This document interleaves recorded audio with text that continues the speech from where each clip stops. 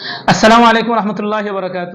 জিকির লইয়া যে জিলাপি কুরু হলে বেদাতি হলে মাদার পূজারি হলে যে একটা থামসামি শুরু করছে, এগুলা দিয়ে তারা ব্যবসা শুরু করছে, একটা মানে ফাতলামি শুরু করছে তারা, যে একটা কিতা কইতাম আপনারাও কইবা যে জিকিরর যে ইজ্জত নষ্ট করে ফেলাই দিছে। আচ্ছা বেদাতি হলে যে এই যে জিকির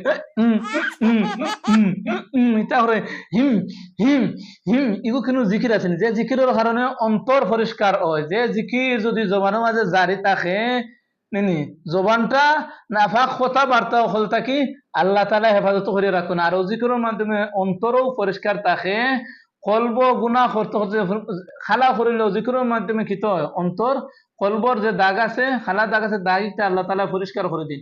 কিন্তু ইথায় যে জিকির করুন, ই জিকির হইয়া তো দেখার যে পরিষ্কার হইতে কিতা আরো যা খাতরা আছিল ডেগর তোলা খালা আছিল, আরো গুনার বাগিদার গুনা জাপটা তার মাথার মাঝে লইয়া আর হইতো বেশ তো যাওয়া দূর কথা, জাহান্নামের দ্বারা কাছে যাইতে পারবো কিনা, ওখানেও সুন্দর আছে। ইতার জিকির তো আল্লাহ তার হেদায়েত দান করে দোকা।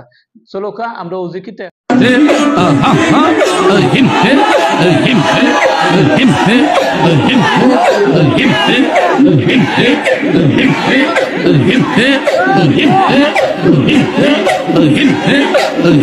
এই বসান, এই সবাই বসো প্লিজ প্লিজ।